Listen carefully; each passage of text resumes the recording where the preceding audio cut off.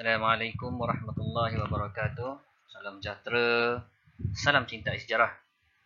Bersama kita lagi dalam siri Cakna Sejarah bersama Cikgu Daniel bagi bab 3 tingkatan 4 konflik dunia dan pendudukan Jepun di negara kita. Subtopik 3.2 latar belakang perang dunia. Okay, bagi siri Cakna Sejarah pada hari ini saya akan cuba mengupas secara ringkas menggunakan infografik berkenaan tentang latar belakang perang dunia, faktor-faktor perang dunia pertama, bagaimana berakhirnya perang dunia pertama dan kesan perang dunia yang pertama. Baik, kita lihat yang pertama, kronologi perang dunia yang pertama. Terdapat 7 peristiwa besar dalam peristiwa perang dunia pertama. Yang pertama adalah 28 Julai 1914. Okay, apabila Austria-Hungary atau saya ringkaskan dengan AH dengan sokongan Jerman telah mengisytiharkan perang terhadap Serbia. Okay, manakala pada 30 Julai 1914 Rusia bertindak memberikan bantuan ketenteraan untuk mempertahankan Serbia. Manakala pada 1 Ogos 1914 Jerman telah mengisytiharkan perang terhadap Rusia, ekoran daripada sokongan Rusia terhadap Serbia. Seterusnya pada 3 Ogos 1914 Jerman mengisytiharkan perang terhadap Perancis yang telah menyokong dan menyebelahi Rusia. Jerman telah menceroboh Belgium untuk menyerang Perancis. Pada 4 Ogos 1914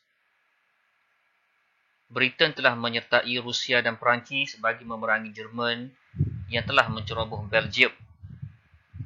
Seterusnya pada Oktober 1914, Empayar Ottomaniah telah menyertai perang dengan memihak kepada kuasa tengah iaitu Jerman dan Austria-Hungary. Dan pada Mac 1915, Itali telah menyertai Perancis, Britain dan Rusia dalam Pakatan Bertiga. Dan pada bulan April 1917, Amerika Syarikat telah menyertai peperangan dengan memihak kepada Pakatan Bertiga yang didokong oleh Britain, Perancis dan Rusia. Okay, seterusnya kita lihat faktor perang dunia.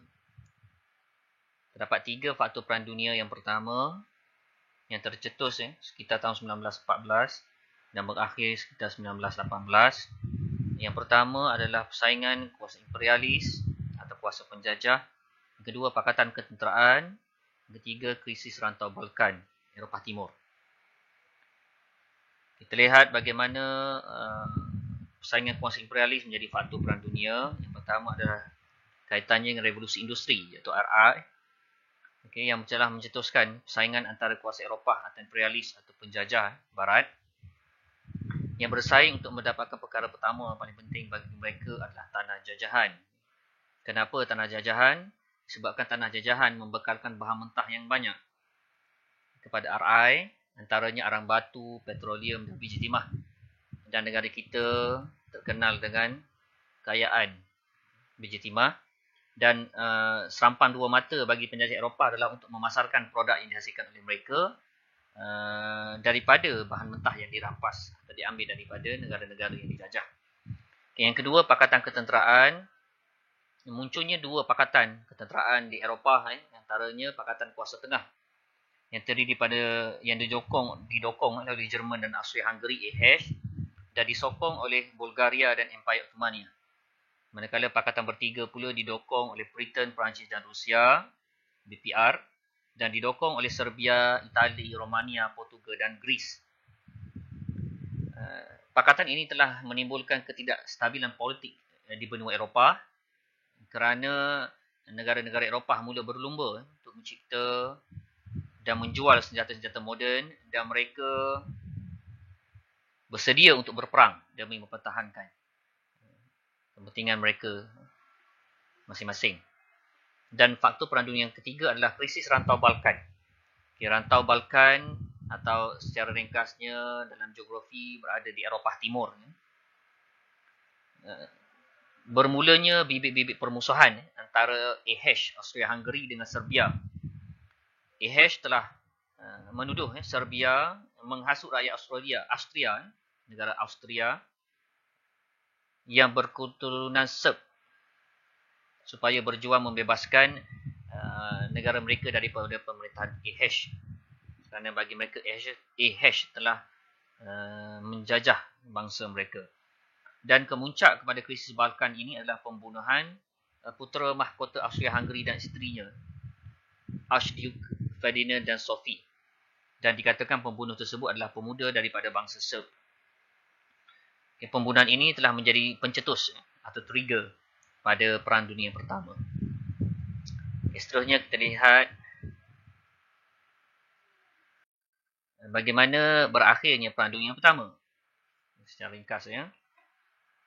Kerana bab ini bukan ingin menerangkan tentang Perang Dunia Pertama, tetapi sebagai proses kronologi Perang Dunia dan pendudukan Jepun di negara kita.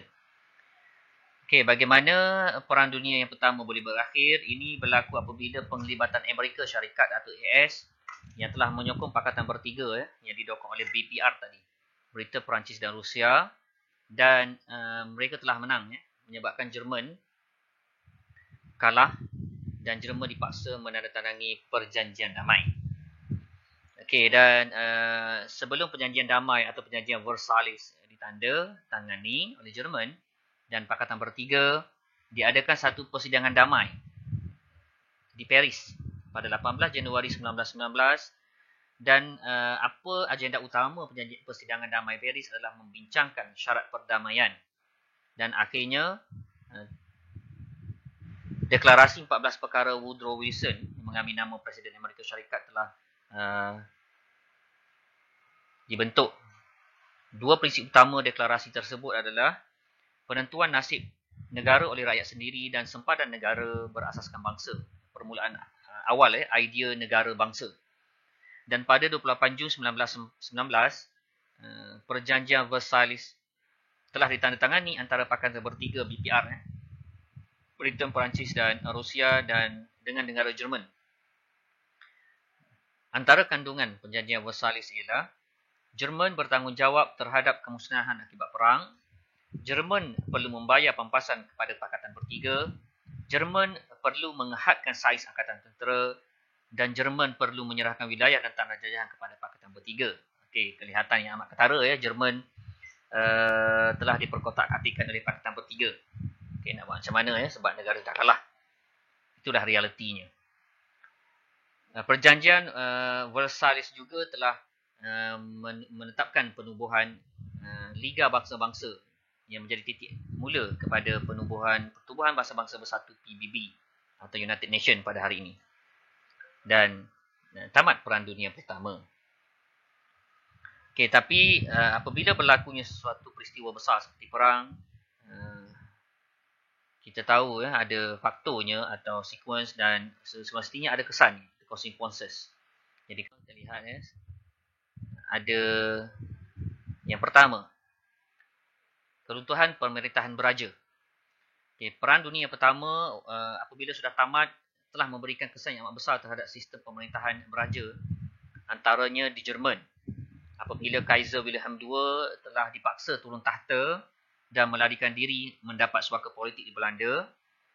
Okay, yang kedua, AH, Empire Austria-Hungary, yang diperintah oleh dinasti Habsburg telah berakhir,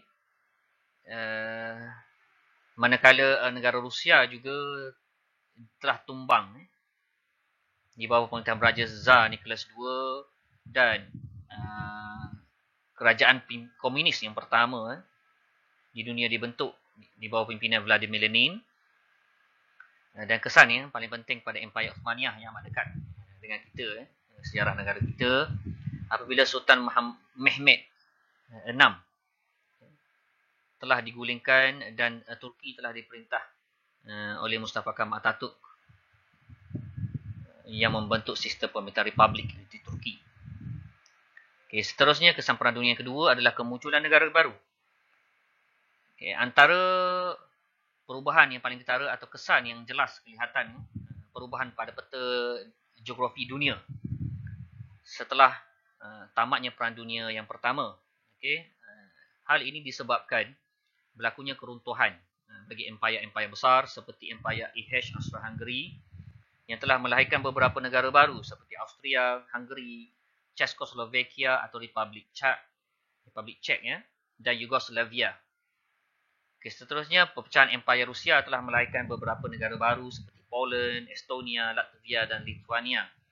Manakala keruntuhan Empayar Ottomaniyah melahirkan beberapa negara seperti Lebanon atau Lubnan, Syria dan Iraq. Dan kesan akhir, ya, kesan yang amat berkait dengan negara kita adalah kesan Perang Dunia Pertama kepada negara kita. Okey, negara kita yang terdiri daripada peringkat awal, ya, orang Melayu beragama Islam yang amat dekat dengan kerajaan Turki Ottomaniyah telah bertindak condong kepada kerajaan Turki Ottomaniyah dalam Perang Dunia yang Pertama. Hal ini telah menyebabkan British yang menduduki atau menjajah negara kita bimbang masyarakat Melayu di tanah Melayu akan menentang British. Okey, bagi mengelakkan berlakunya atau kebimbangan itu tercetus, maka British bijak. British telah mengeksploitasi dengan meminta raja-raja Melayu menandatangani pengisytiharan perang yang menyokong British dalam Perang Dunia Pertama. Okay, bukannya menyokong Turki Ottomaniyah. Dan bagi mengelakkan masyarakat Melayu atau Malaysia menyokong secara terang-terang Turki Ottomaniyah dalam Perang Dunia Pertama, maka British telah memperkenalkan pelbagai undang-undang termasuk undang-undang perang seperti kuasa persujaya tinggi British diberikan hak untuk meletakkan tanah Melayu di bawah undang-undang tentera. Okay, dan satu lagi kebijaksanaan British juga, apabila dia menjajah negara kita, tanah Melayu, dia telah menggunakan bahan-bahan atau sumber kekayaan tanah Melayu atau hasil daripada biji timah untuk membiayai operasi British dalam Perang Dunia Pertama. Itu bijaknya British mengeksploitasi sumber. Okay, dan kesimpulan ringkas bagi subtopik 2.3 Perang Dunia ni. Perang Dunia Pertama memberikan iktibar kepada kita tentang kepentingan keamanan. Apabila berlakunya perang, maka tiada keamanan disebabkan berlakunya huru-hara. Bila huru-hara, kemajuan ekonomi akan terbengkalai, taraf hidup masyarakat juga akan merosot. Entah lagi pada sebuah negara yang terjejas.